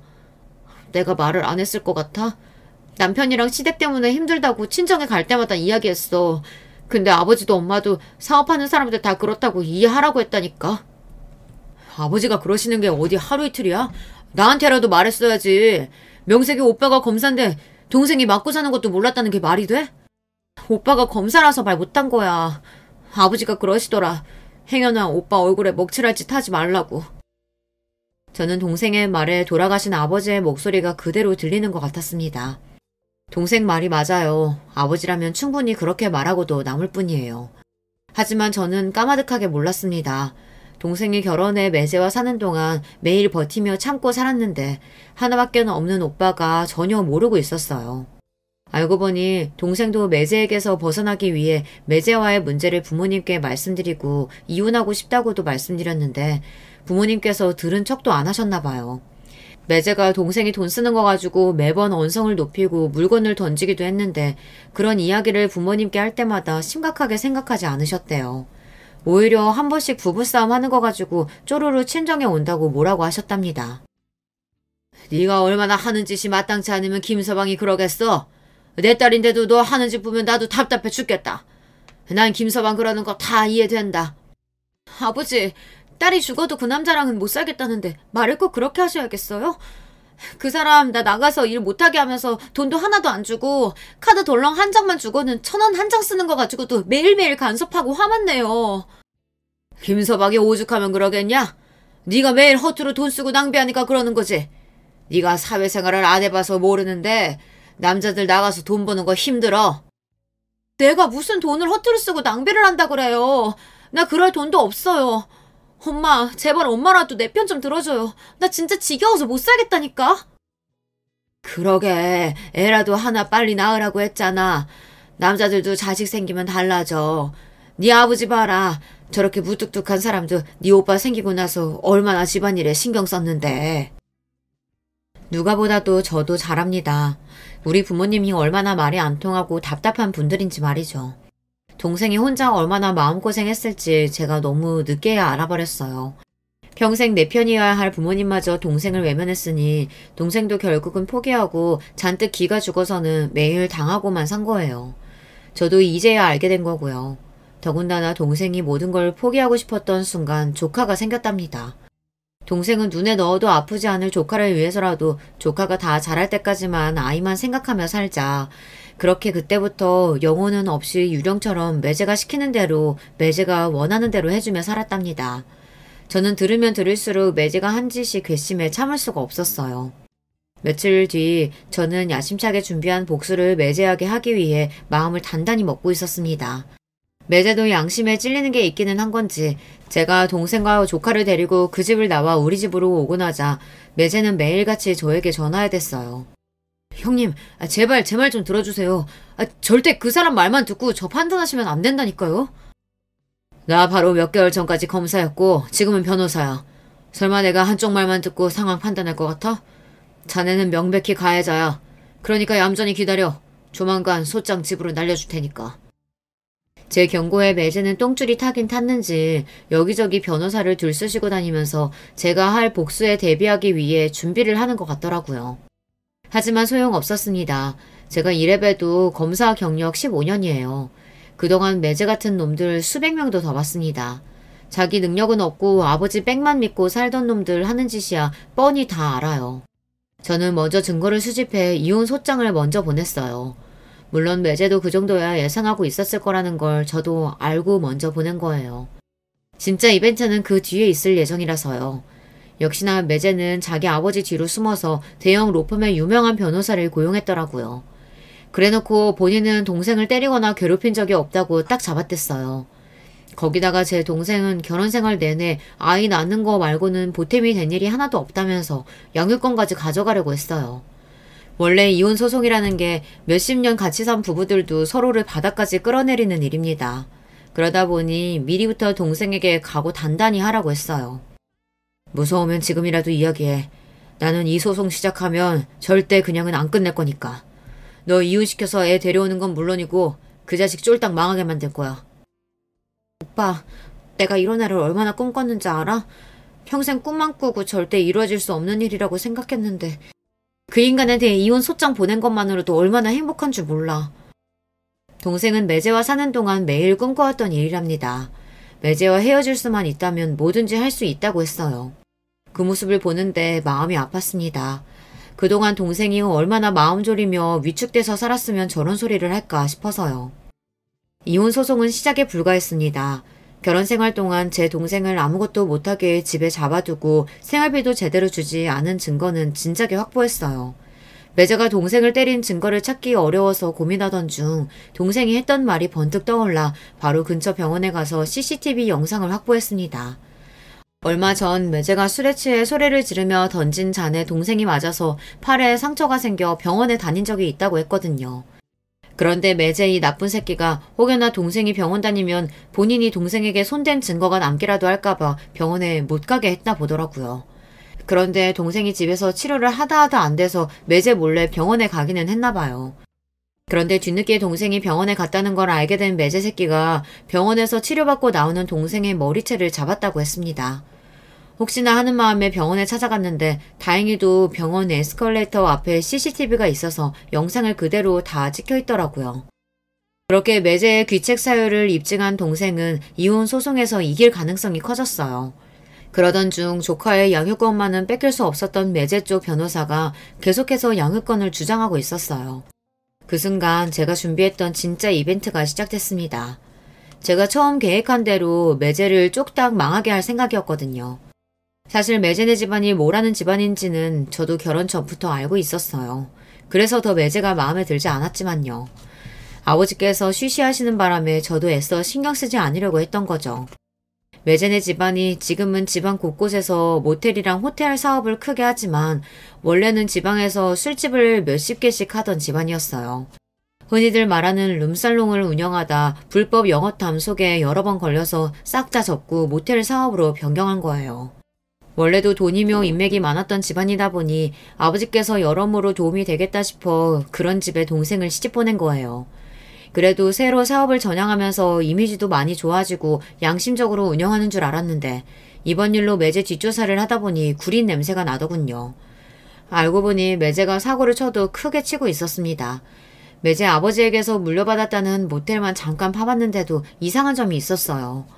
계속해서 영업도 하는 거로 나오고 세금도 꼬박꼬박 내기는 하는데 영업이익이 거의 없는 걸로 나왔죠. 더군다나 가장 이상했던 건 모텔에 방이 없다는 겁니다. 경기도 외곽의 조용한 동네에 있는 모텔인데 항상 전화하면 방이 없다고 했어요. 저는 아무래도 이상해서 매제가 운영하는 모텔 근처 관할서에 조사를 의뢰했습니다. 얼마 되지 않아 바로 매제의 뒷더미를 잡고 말았어요. 글쎄 그 모텔에서 불법으로 BJ들을 고용해서 불법 방송을 하는 거예요. 심지어 남자들을 방송으로 유인해 돈까지 뜯어내는 등 별의별 짓을 다 했더라고요. 도저히 더러워서 제 입에 올리고 싶지도 않아요. 이미 피해자도 많은 사건이라 제가 손쓰지 않아도 증거는 차고 넘쳐 매제는 바로 구속됐습니다. 덕분에 양육권은 동생에게 넘어왔어요. 지난 1년 넘게 동생과 저는 소송만 진행하느라 하루도 다리를 뻗고 자본 적이 없었어요. 매제나 매제네 집안이나 보통 집안이 아니다 보니 혹시나 저나 동생에게 복수라도 할까봐 무서웠거든요. 그나마 다행이었던 건 매제네 아버지, 동생 시아버지께서 매제보다는 나은 분이라는 겁니다. 그 전에 술집을 하면서 불법적인 일을 저지르긴 했어도 새로 사업을 변경하면서 돈도 많이 벌고 이미지 변화에 힘쓰고 계셨는데 아들이 이런 대형 사고를 쳤으니 많이 놀라셨나 보더라고요. 저는 당연히 매제가 한 짓을 매제네 집안에서도 알고 있는 줄 알았는데 전혀 모르고 계셨는데요. 매제가 혼자 저지른 짓이었습니다. 내가 우리 며느리 볼 낯이 없어서 창피한 무릅쓰고 변호사님한테 연락했어요. 사돈이 돌아가시면서 내 딸 잘 부탁한다고 그렇게 부탁했는데 내 자식 놈이 이런 짓까지 저질렀으니 앞으로 내가 죽어서도 사돈 얼굴을 볼 수가 없네요. 혹여나 그놈 출소한다라고 해도 절대 우리 며느리랑 소녀 앞에 나타나지 못하게 할 테니 걱정하지 말고 마음 놓고 살라고 전해줘요. 힘든 일 있으면 꼭 나한테 연락하라고 하고요. 그래도 매제 아버지라는 사람은 말이 좀 통하더군요. 본인 아들이 저지른 짓이니 알아서 책임지겠다고 제 동생에게 위자료도 넉넉히 지급하고 양육비도 매달 지급하기로 합의를 봤어요. 사업에 대한 부분도 불법적인 부분이 있으면 뭐든 인정하고 벌받겠다고 하셨고요. 1년 반 넘게 긴 싸움을 하는 동안 저도 동생도 많이 지쳤었지만 그래도 지금은 괜찮습니다. 동생과 조카도 이사해서 잘 살고 있고 동생도 새로 일자리를 구하기 위해 자격증 시험 공부도 하고 있어요. 이혼 소송을 시작할 때는 마음 약한 동생이 이 힘든 싸움을 잘 견뎌줄 수 있을까 내심 걱정했었는데 끝까지 잘 해내는 모습을 보니 대견하더군요. 그리고 가장 신기한 건 바로 접니다. 그동안 저도 많이 변했어요. 평생 앞에 주어진 일만 생각하며 앞만 바라보며 살아왔는데 동생의 일을 같이 해결하는 동안 사람이 사는 데 있어 가장 중요한 건 역시나 가족이라는 생각이 들더라고요. 아무리 바빠도 우리 가족과 동생과 조카 그리고 어머니와 함께 한 달에 한 번은 무조건 모두 모여 밥도 먹고 여행도 가고 해요. 물론 만날 때마다 티격태격 싸우긴 하지만 그래도 이제는 전처럼 서로 미워하진 않아요. 이런 모습을 하늘에서 아버지도 뿌듯하게 바라보고 계시겠지 싶습니다.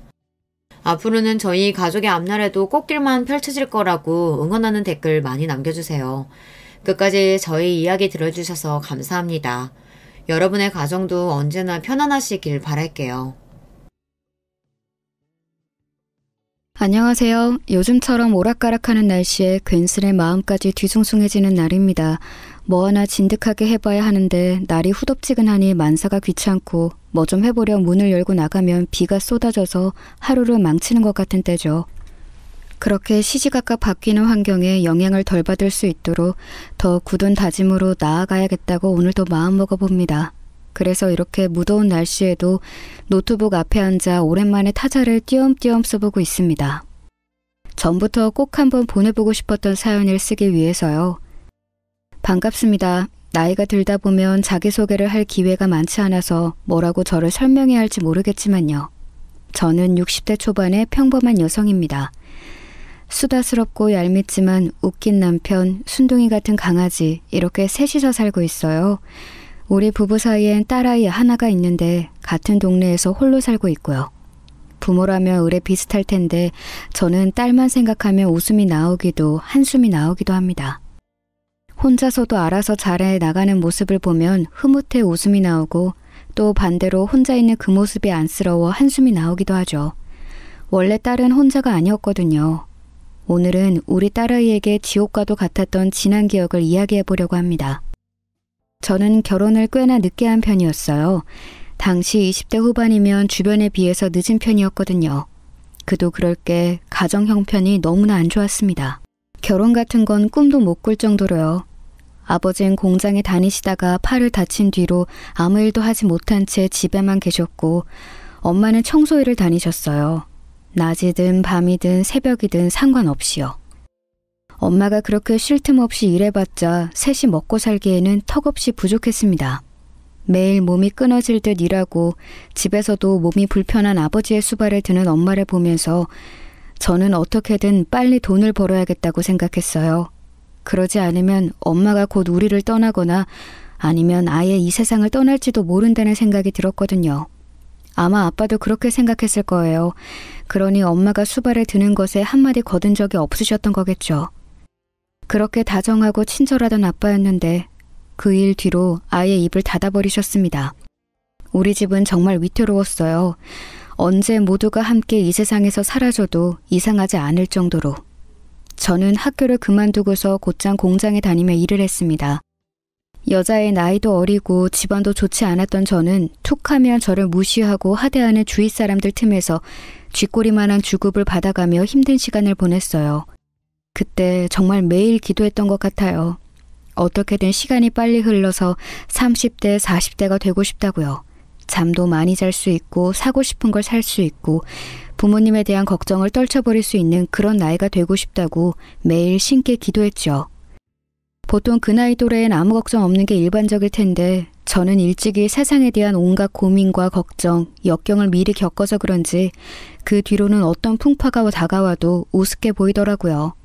그게 불행인지 다행인지 모르겠지만 그렇게 저는 20대 중반까지 오로지 일만 하면서 부모님을 모셨습니다. 제가 돈을 버니 엄마가 일을 줄일 수 있어서 좋았고 그래서 아빠의 부담이 덜어지는 것 같아 마음이 편했어요. 실제로 집안 분위기도 많이 좋아졌고요. 살기 힘든 건 여전한데 서로의 짐을 나누고 있다는 사실만으로 든든한 마음이 들기도 하더군요. 엄마는 일만 하는 저를 보면서 이제 시집 갈 때도 됐는데 다른 일을 알아보는 건 어떠냐고 말씀하셨죠. 그때마다 저는 다른 일 구하기엔 제가 배움이 짧고 결혼 같은 거 생각 안 하고 있다고 웃으며 대답했습니다. 결혼 자체가 싫다기보다는 지금 저에겐 과분한 욕심이란 걸 아니까요. 결혼해서 만약 다른 집으로 가면 우리 집은 누가 봐주겠어요. 제가 가장이나 마찬가지인데 그 생각을 하면 지금의 삶을 유지하는 게 맞다는 생각이 들었습니다. 물론 저도 아쉬웠죠. 꽃같은 20대에 연애 한번 안 해보고 어두컴컴한 공장 하늘만 바라보면서 세월을 보내야 한다는 게. 하지만 인생은 늘 그렇게 두 가지 모두를 가져갈 수 없더라고요. 하나를 선택하면 그 정도 값어치에 상응하는 다른 하나를 포기해야 하는 게 인생의 법칙이란 걸 저는 일찍이 알고 있었습니다. 그렇게 20대 후반이 됐을 무렵 저에게 처음으로 다가온 사람이 있었어요. 다른 공장에서 단기 파견 온 직원이었죠. 그 사람은 일반 사무직이었고 잠깐 현장을 살피는 일을 하던 사람이었어요. 겉으로 보기엔 밝고 쾌활해 보이는 게 전부였어요. 깊게 생각해 볼 일은 없었죠. 저와는 몇 번 오가면서 일에 관한 대화를 한 게 다였으니까요. 그런데 어느 날 제가 퇴근하고 날 때까지 기다렸다가 따라와서는 같이 밥을 먹자고 하는 겁니다. 둘이 밥 한 번 먹는 걸 꼭 해보고 싶었다고요. 쑥스럽지만 그때까지 남자와 사적인 이야기를 하거나 따로 밥을 먹은 적이 한 번도 없었거든요. 다행히 부담스러워서 어색해서 거절했죠. 그런데 사람이 부끄러움도 없는지 왜 싫으냐며 끈질기게 따라붙더라고요. 자신감이 대단한 사람이었어요. 자신이 싫을 이유가 없는데 왜 그러냐는 식이었죠. 이것 또한 다행인지 불행인지 모르겠지만 저에겐 괜찮은 남자의 기준이 없었어요. 만나본 적이 없으니까. 그러다 보니 본인의 입으로 자신이 괜찮다고 대놓고 이야기는 그 사람의 말을 쉽게 믿게 된 거죠. 정말 그런가 싶은 마음으로 제안을 수락하게 되었는데 그게 시작이 되어 결국 결혼까지 하게 되었네요. 그야말로 번갯불에 콩 구워 먹듯이 했죠. 알고 보니 남편은 저보다 한 살이 어리더라고요. 머리에 피도 안 마른 조그만 놈이 그렇게 와서 치댄 거였죠. 어이가 없어서. 나이를 알고 결혼이 망설여졌지만 남편은 뭔가 확신이 든다고 했어요. 저와 달리 남편은 여러 사람을 만났었고 결혼에 대한 생각도 늘 진지하게 하고 있었다고 했거든요. 믿어도 될진 모르겠지만 저를 만나고서 처음으로 가정을 꾸리고 싶다는 생각을 했다는 겁니다. 그 말에 홀라당 넘어가 버려서 결혼까지 하게 된 거죠. 미우나 고우나 지금까지 함께 살고 있지만요. 가끔 가만히 생각해보면 그때 그 말이 아예 거짓말은 아니었다는 걸 알아요.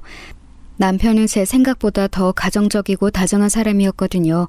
부어라 마셔라 술을 먹는 타입도 아니고 담배도 피지 않고 친구도 별로 없어서 외출이 잦은 편도 아니었어요. 일이 끝나면 곧장 집으로 달려왔고 주말엔 저와 함께 시간을 보내기 위해 노력하는 사람이었어요. 물론 싸우기도 싸우고 여러 가지 문제가 안 맞아 다툴 때도 많았지만요. 그럼에도 함께 있으면 즐겁고 평생 그럴 거라는 믿음을 주는 사람이었습니다. 그렇게 신혼을 보내다가 30이 되었을 무렵 아이를 갖게 되었습니다. 당시 친정 부모님이 정말 많이 좋아하셨어요.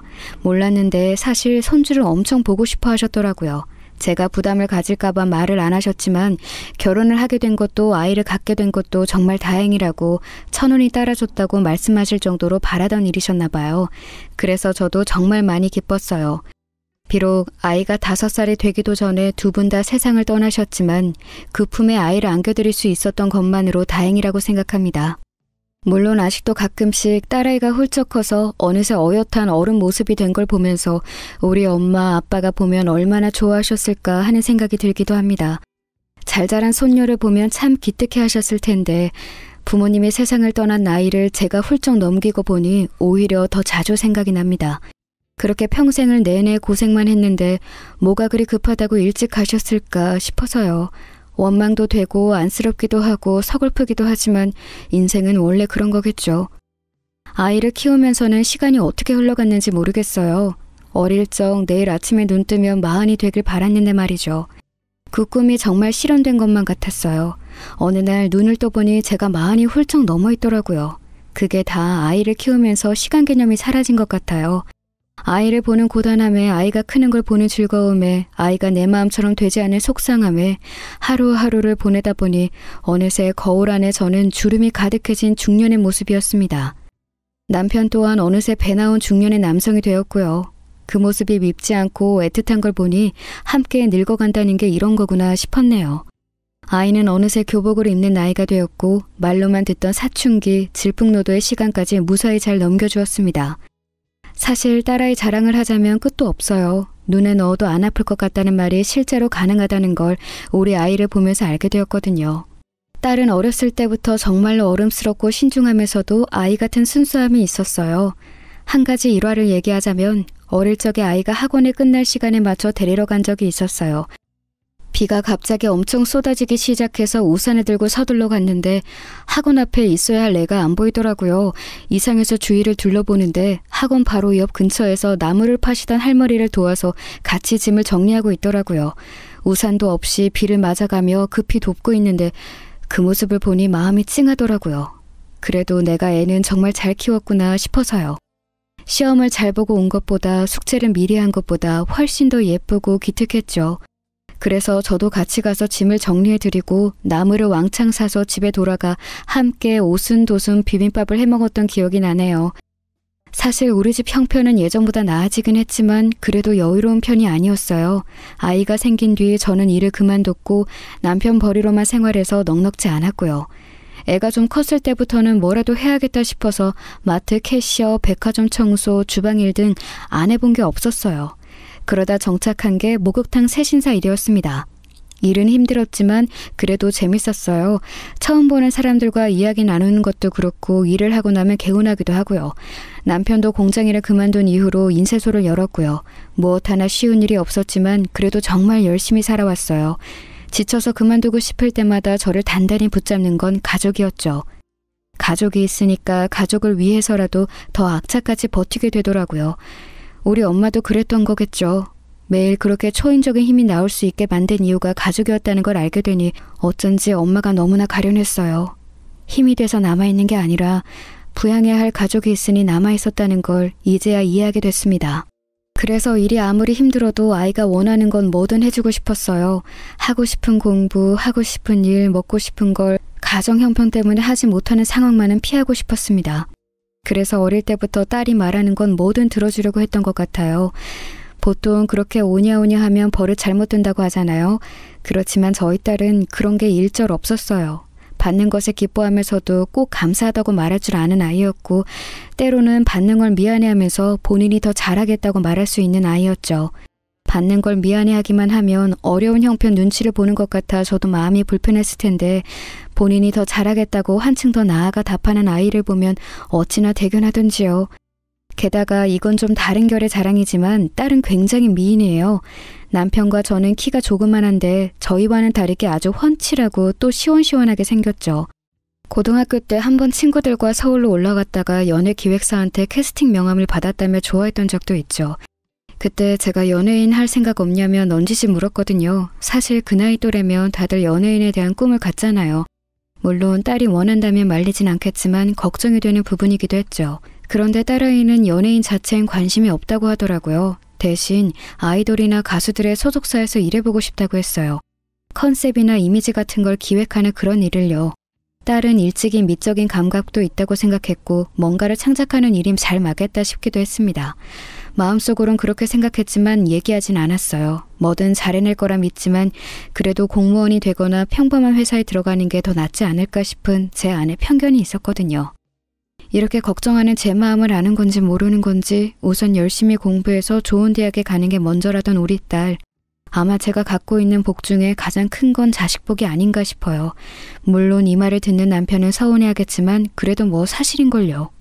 세월은 눈 깜짝할 사이 또 한 번 흐르고 흘러서 어느덧 딸아이는 성인이 되고 직장에 들어가게 되었습니다.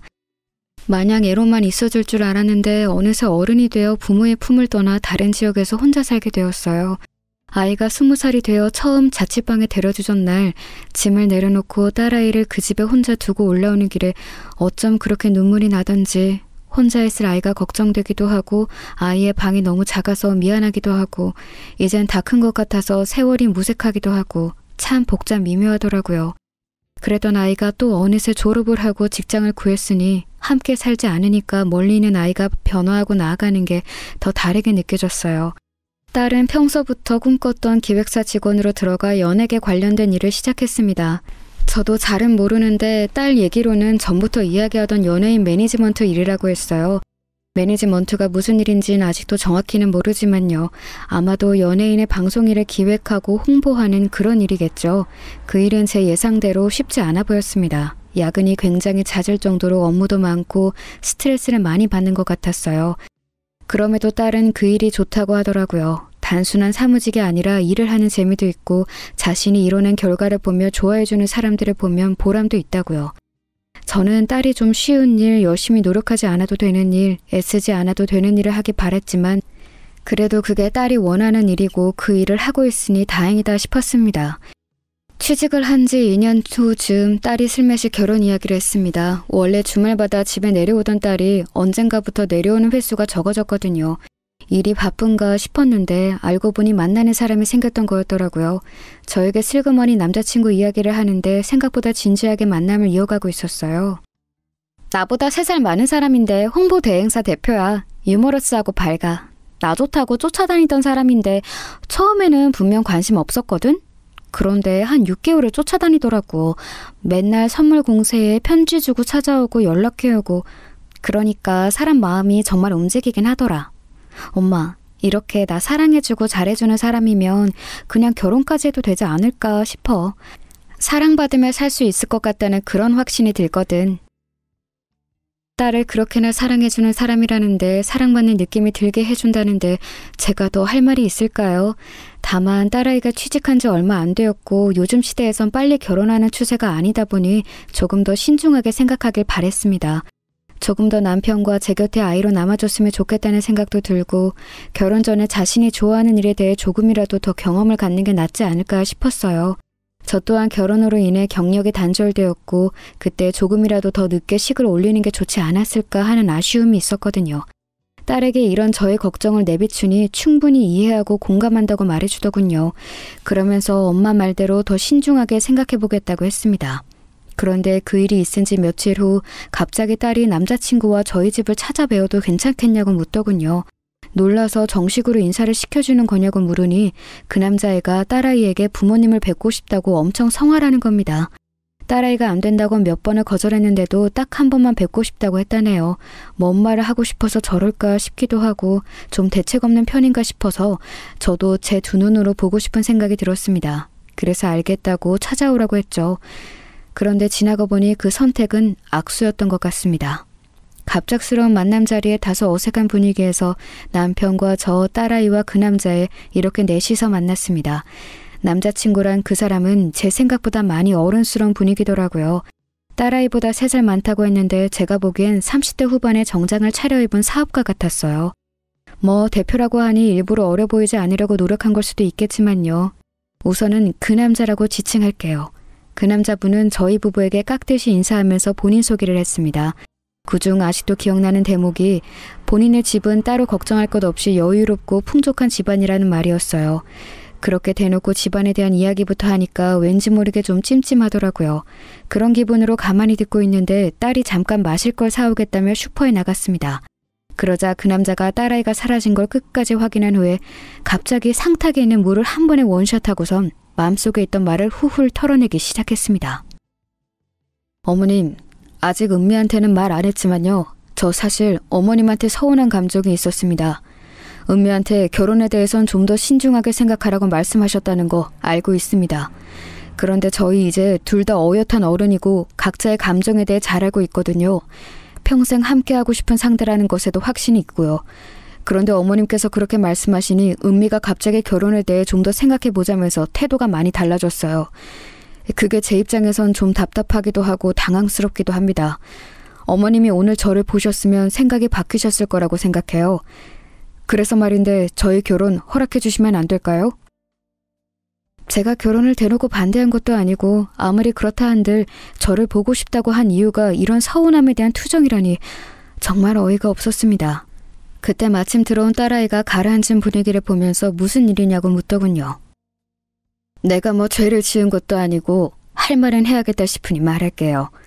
난 결혼을 반대한 적 없고 일생의 반려자를 정하는 가장 큰 일을 신중하게 여기라고 한 것뿐이에요. 그걸 가지고 나한테 서운하다느니 결혼을 허락해달라느니 말하는 건 잘못됐다고 생각해요. 서로에 대한 확신이 있다는 건 양쪽 생각 맞죠? 그것부터 정리해서 나한테 다시 와요. 오늘 그쪽을 보고 부정적으로 생각이 바뀐 건 사실이니까. 앞으로 더 쉽지 않아진 것 같네요. 딸은 그 남자가 독단적으로 한 얘기를 알아차리고선 화를 내며 데려나갔지요. 그 일이 있고 난 후 딸은 그 남자와 헤어졌다고 했습니다. 왠지 그 이유 중에 제가 있는 것 같아 미안했지만 그래도 그런 사람을 만나느니 헤어지는 게 낫지 않을까 싶었어요. 첫인상만으로 모든 걸 파악할 순 없지만 적어도 그릇이 큰 사람 같지는 않았거든요. 어쩌면 잘된 일일지도 모른다며 딸아이를 위로했습니다. 그런데 그 일이 있고 난 3개월 후 딸이 그 남자를 다시 만나게 되었다는 소식을 알려줬습니다. 당황스러워서 왜 그랬냐고 물으니 헤어진 날 이후로 매일 찾아왔고 울며 불며 난리를 쳤다는군요. 그럼 오히려 정이 떨어져야지 왜 다시 만난 거냐고 물었습니다. 그랬더니 딸아이는 아마도 자기가 그 남자에 대한 감정을 정리하지 못한 것 같다고 하더라고요. 애초에 헤어진 것도 싫어서 헤어진 게 아니라 우리 집에서 있던 일로 헤어진 거였고 그렇게 매달리는 모습을 보니 사람이 할 짓이 못 되는 것 같아서 마음이 너무 아팠다네요. 애초에 결혼 생각도 없었고 연애하는 것도 두려웠던 자기였는데 이렇게까지 자신을 사랑해주는 사람 더는 못 만날 것 같다면서 우는데 제 가슴이 찢어지는 기분이었어요. 자식이기는 부모 없다고 그렇게까지 말하는데 더 이상 할 말이 없더라고요. 그 다음부터는 두 손 두 발 들고선 네가 원하는 대로 하라고 일렀습니다. 저에게 고맙다고 연신 바라더니 딸아이는 결국 한 달 후에 결혼하고 싶다는 마지막 최후의 통첩을 날렸어요. 차라리 정식적인 자리에서 소개를 받고 사람이 됨됨이를 보고 판단할 수 있었으면 저의 반대 의견도 힘이 있었을 텐데 지금 와서 반대하자니 제가 괜히 심술 부리는 부모처럼 보이는 것 같더라고요. 이렇게 미적지근하고 찜찜한 방법으로 결혼이 진행되니 기분이 정말 안 좋았어요. 그 또한 딸의 선택이고 딸의 운명이다 라며 스스로를 다독일 수밖에 없었습니다. 그렇게 딸의 결혼이 확정되고 상견례 날이 다가왔습니다. 실제로 만나보니 그 집은 아들이 가장 점잖은 거였더라고요. 시엄마 될 사람이 어찌나 그렇게 수답스럽고 가벼운지 첫 만남에 그쪽이 요즘 다니는 요가학원 선생님 이름까지 들었지 뭐예요. 시아버지 될 분도 비슷했습니다. 그래도 그분만은 초반에 정중하게 무게 잡는 듯 했지만 한번 물꼬가 트이고 나니 별 얘기를 다 하더라고요. 요즘 경제 상황이 안 좋아져서 담배도 끊을까 생각했다는 둥, 주식을 했는데 쏠쏠했다는 둥, 사적이면서도 아이들과 전혀 관계없는 이야기를 많이 해서 원래 2시간으로 예정되어 있던 만남이 4시간 반이나 걸렸습니다. 여러분은 이해가 가시나요? 아이들 이야기는 30분 하고 나머진 정말 본인들 일, 취미, 관심사, 고민 얘기뿐이었어요. 솔직히 개모임 나온 줄 알았습니다. 그러면서 또 아들 사랑이 어마어마하시더라고요. 하나뿐인 아들인데 그 나이에 벌써 대표고 또래에 비하면 벌이도 많다고요. 맞아요. 30대 초반에 그렇게 자기 일 번듯이 해나가는 청년 흔치 않죠. 그런데 그렇게 노골적으로 들으니 자꾸 거부감이 들긴 하더라고요. 그걸 티내면 안 되니 적당히 호응해줬습니다. 그런데 사위가 될 그 애가 자신의 집안이 중상충이니 뭐니 떠들어대던 말과는 상황이 조금 다르더라고요. 그럼 신혼집은 반반으로 준비하는 거 맞죠? 뭐 요즘에는 다 반반 결혼한다고 하니까요. 우리 아들은 갈수록 더 창창한 직업이라 그 발전 가능성만 보면 걱정하실 거 없어요. 이런 남편감 구하는 것만 해도 요즘엔 쉽지 않거든요. 사실 저희 집이 이러니 저러니 해도 뭘 해주고 이럴 상황은 못 되거든요. 남편 사업은 요즘 직원들이 임금 주기도 어렵고 저도 코로나 때문에 미용실 접고서 쉬게 됐고요. 저희는 쓰는 게 바쁘다 보니 자식은 그냥 알아서 먹고 살았으면 하는 마음이죠. 새 신사 하신다고 들었는데 사돈댁은 노후 준비하셨어요? 아이들한테 손벌릴 스타일은 아니신 것 같은데 빨리 준비하셔야겠다. 그쵸? 제가 괜히 없는 말에 기분 나빠하고 꽁해진 게 아닙니다. 사람 면전에서 계속 저런 식으로 살살 사람 속을 긁으니 누가 좋아할까요? 남편이 그나마 나서서 우리가 알아서 할 테니 신경 쓰시지 않아도 된다고 말했으니 망정이지. 그 사람이 말하지 않았으면 아마 제가 격앙된 상태로 쏘아붙였을 겁니다. 돈을 얼마 썼다 뭘 샀다 실컷 자랑하더니 정작 자식 도와줄 돈은 없다고 하는데 정말이지 어이가 없더라고요. 보아하니 그 집안 자체가 사치가 심한 편이더라고요. 보태줄 돈은 없다면서 온몸에 휘감은 명품들이 반짝이는데 참나. 저희는 사위들 친구가 가져오는 만큼은 뭐라도 해주고 싶어서 애들 신혼방 전세금 반과 혼수는 대주었지만 아무 말 안 했거든요. 그런데 저렇게 가벼운 태도와 언행을 보여주니 왠지 너무 마음이 불편하고 찜찜했어요. 해서 집에 돌아가는 길에 딸에게 정확히 재산을 나누라고 했습니다. 그러자 딸도 그럴 생각이었다면서 칼같이 나누겠다고 답했어요. 그러면서 우물쭈물하더니 딸이 저에게 대신 사과를 하더라고요. 엄마 직업에 대해서 왈가왈부하는데 너무 화가 났다고요. 그 자리에서 따지고 싶었는데 싸움이 날까봐 참았다는군요. 마음이 쓰려서 그런 생각을 했다는 것만으로 엄마는 괜찮다고 아기는 없는 것 같으니 잘 참았다고 말했습니다. 그때는 저도 정말 그렇게 생각했어요. 사람이 가볍고 철이 없지만 그렇다고 잘못되길 바라는 아기까지 있지는 않다고요. 하지만 그 또한 저의 잘못된 판단이었습니다. 그렇게 결혼식을 치르고 1년이 흘렀습니다. 그때까지만 해도 모든 게 생각보다 순탄히 흘러갔어요. 사회는 여전히 실속 없이 입만 번지르르한 타입이었지만 미운정이 든다는 게 계속 보다 보니 그냥 저런 사람이구나 하고 받아들이게 되더라고요. 입만 산 게 그렇게 큰 잘못은 아니기도 하고 한 귀로 흘리면 되니 그렇게 넘어갔죠. 신혼을 좀 즐기다 아이를 낳을 생각이라 하기에 급할 거 없으니 천천히 생각해보라 했고요. 그런데 어느 날 딸아이가 오밤중에 집을 찾아왔습니다. 큰 가방 하나만 덜렁 들고서요. 너무 깜짝 놀라서 무슨 일이냐고 물으니 그저 웃으면서 별일 없다고 그냥 엄마 아빠 보고 싶어서 왔다는 말만 하더군요. 딱 봐도 분명 무슨 일이 있는 사람 같았습니다. 그런데 아무리 물어도 도통 답을 해주지 않으니 너무나 답답하더라고요. 짐까지 싸들고 나온 걸 보면 부부싸움인 것 같은데 그럼 더 이상 캐물으면 안 되겠다 싶어서 그냥 두었죠. 그 일이 있고 난 후 몇 번을 더 집을 찾아왔어요. 그때마다 아무 말 없이 자기 방에 들어가 자고 출근하고 퇴근하고 짐을 싸서 다시 나가길 반복했죠. 여전히 아무 말 하지 않았고요. 우리가 걱정하는 걸 끔찍이도 싫어하는 아이인데 그럼에도 저렇게 집을 찾아오고 또 아무 말 안 하는 걸 보니 분명 큰일이 있겠다 싶었습니다. 점점 말라가는 아이를 보면서 아무래도 신경이 쓰여서 딸이 좋아하는 반찬을 바리바리 싸서 집으로 찾아갔습니다. 미리 연락을 하고 갔는데도 차가 막혀서 딸이 좀 늦는다 하더군요. 집에 사위가 있을 거란 말에 반찬이 날씨 때문에 쉴까 싶어서 일단 먼저 갔습니다. 오랜만에 사위를 보았는데 어쩐지 인사할 때부터 좀 시큰둥하더라고요. 제 방문이 마음에 들지 않은 듯 보였습니다. 우선은 깊이 생각하지 말자 싶어서 반찬을 내려놓고선 냉장고를 정리해주고 있었어요. 그런데 사위가 그런 제 모습을 옆에 서서 가만히 보더니 이런 말을 하더군요. 어머니, 혹시 은미가 시켰어요? 이러면 제가 신경 쓰고 마음 불편할 것 같아서? 네, 그래요. 마음 불편한 건 맞으니까 이만 돌아가세요. 그런데 이러셔도 저 더 이상 할 말 없어요. 이미 할 만큼 했으니까 뭘 더 하라는 얘기예요? 지금 무슨 소리 하는 거야, 이서방? 은미가 뭘 시켜? 내가 굳이 자네 신경 쓰이게 할 이유가 뭐가 있어? 제가 아예 모르는 눈치이자 사위가 금세 당황하는 겁니다. 이게 다 무슨 소린가 싶었어요. 그때 딸아이가 급히 안으로 들어왔습니다. 저는 속이 너무 답답한 나머지 곧바로 딸에게 물을 수밖에 없었어요. 이서방이 무슨 말을 하는데 난 하나도 못 알아듣겠네? 둘 사이에 무슨 일이 있는 거야? 아니, 무슨 일인 것까진 말 안 해줘도 돼. 그래도 이런 모습 보고 있는 건 너무 걱정되고 마음 쓰여. 얼른 해결을 하고 정리를 해야지. 뭐 하는 거니? 어머님, 아까는 제가 말 실수한 거예요. 별일 없습니다. 걱정 끼쳐드려서 죄송해요. 그냥 사소한 일로 다툰 건데 은미랑 잘 해결해 볼게요. 사위가 말을 끝내자마자 가만히 듣고 있던 딸이 사위의 뺨을 때렸습니다. 갑작스럽게 일어난 일에 놀라서 저는 그 자리에 얼어붙을 수밖에 없었어요.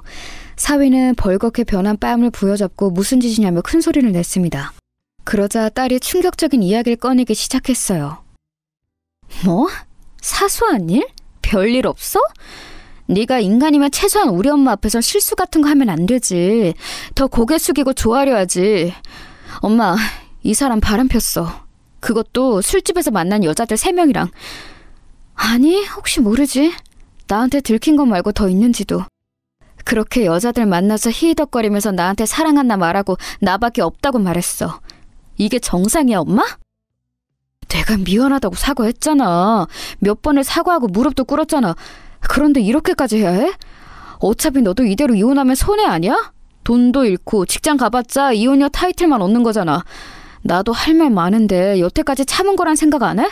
솔직히 너도 나 아니면 결혼 같은 거 생각 없다고 했고 만나고 싶은 사람도 없었다며. 막말로 그럼 내가 너 걷어준 거 아니야? 그럼 대충 눈 감아줄 수도 있잖아. 사업하면 잠깐 그럴 수도 있는 건데. 그 말을 들은 전 곧바로 주위에 보이는 짐 전부를 집어들고 사위에게로 던졌습니다. 도저히 인간으로 안 보여서 그렇게 할 수밖에 없었어요. 딸아이가 말려서 간신히 멈추긴 했지만 정말이지 맘 같아선 그 자리에서 죽이고 싶었습니다. 저는 딸의 손을 잡고 그 지옥 같은 집 밖으로 나왔어요. 그리고는 딸을 안아주고서 함께 엉엉 울었죠. 너무 가엾고 안쓰러운 내 딸, 모든 게 제 잘못 같았습니다. 딸을 그 인간 옆으로 보낸 나의 죄, 이 끔찍한 생활을 견뎌내야 하게 했던 나의 죄, 분명 힘든 걸 알고도 일찍이 알아봐주지 못한 나의 죄 같았습니다. 딸은 저에게 미안하다면서 연신 사과했어요. 그러면서 꺼낸 딸의 이야기는 충격적이었습니다. 외도에 대해서 전혀 생각지도 못했던 어느 날 사위의 가방에서 낯선 여자의 속옷을 발견했답니다. 너무나 확신한 외도가 맞아서 우선은 자료를 모으려고 지켜봤대요.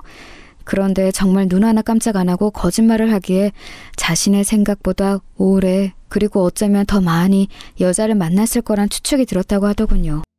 그렇게 다른 여자와 통화하는 걸 엿듣고 옷에서 다른 여자의 향수 냄새를 맡고 확신을 하게 됐다고 합니다.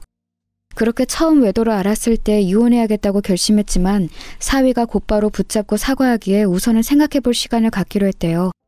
그런데 그 생각해보는 기간 중에서도 바람 피운 흔적을 들키고 또 들키고 갈수록 태도가 뻔뻔해지더니 이제는 저렇게 적반하장으로 나오고 있다고 하더라고요.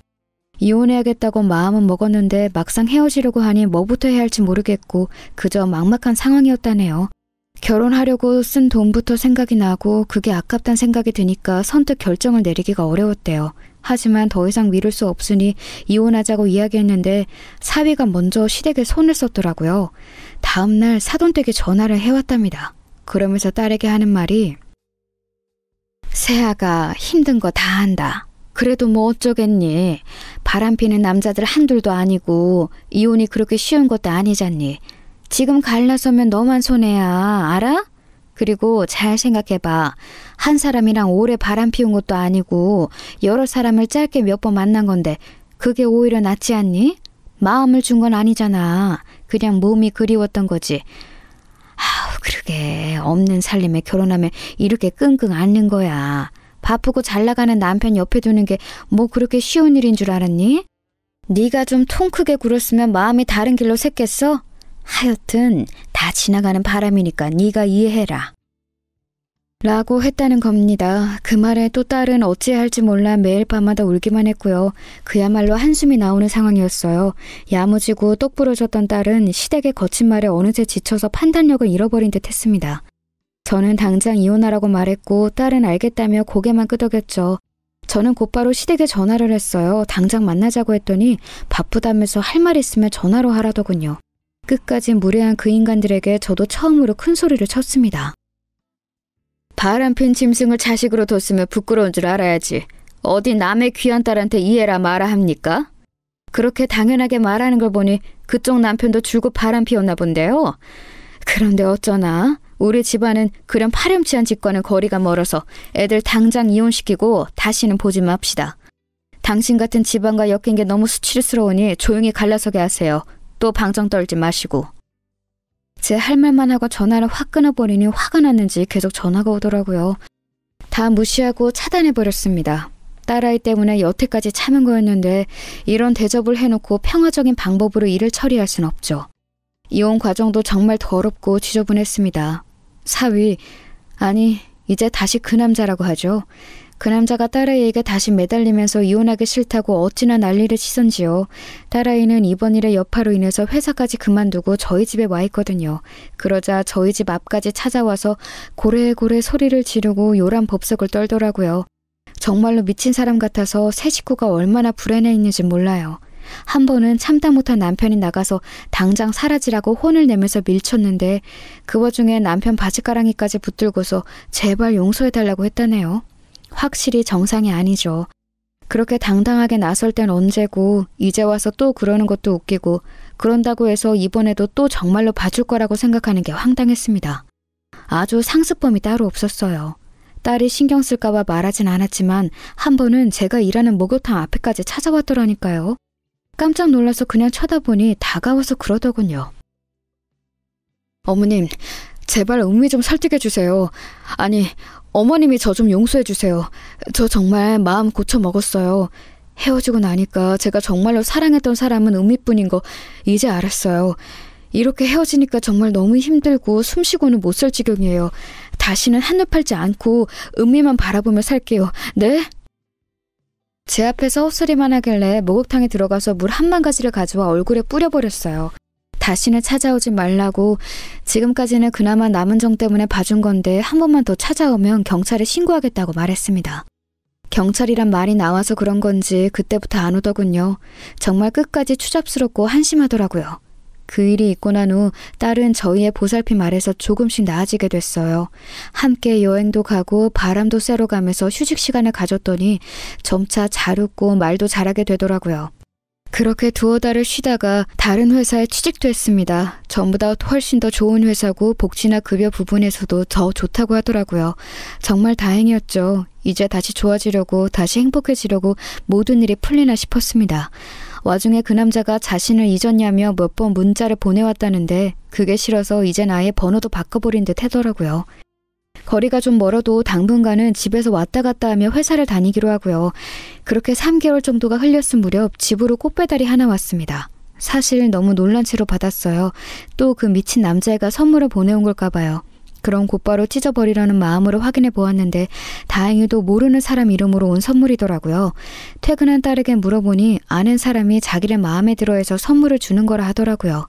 듣자 하니 지금 다니고 있는 회사의 대표라는 것 같았습니다.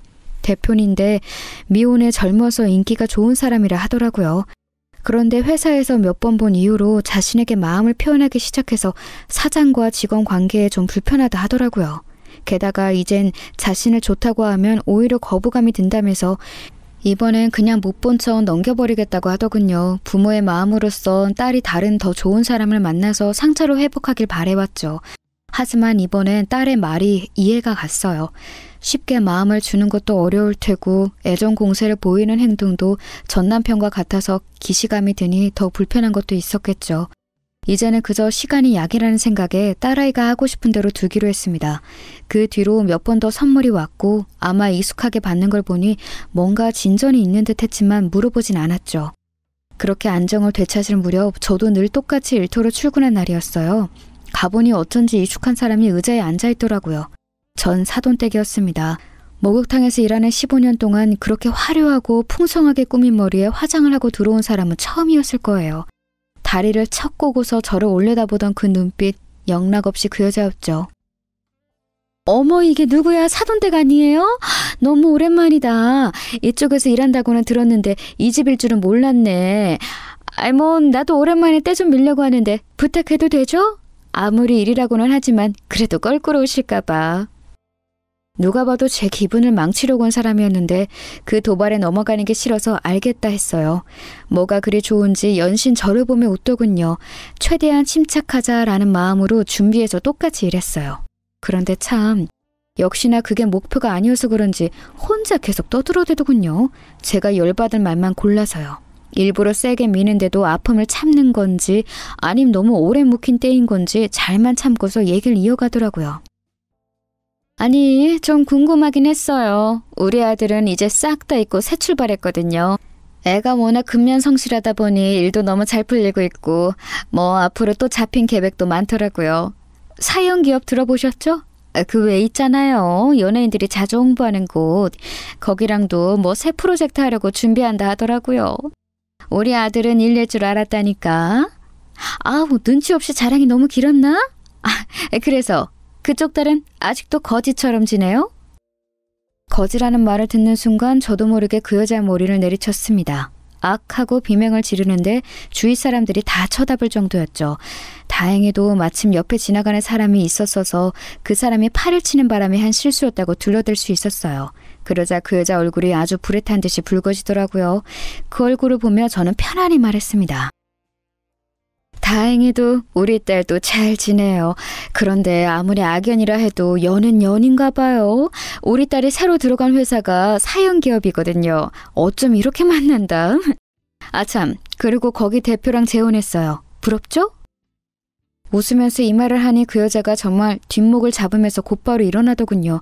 저에게 말도 안 된다면서 어떻게 제 딸 같은 이혼녀가 그 대기업 대표랑 재혼을 하냐며 큰소리치면서요.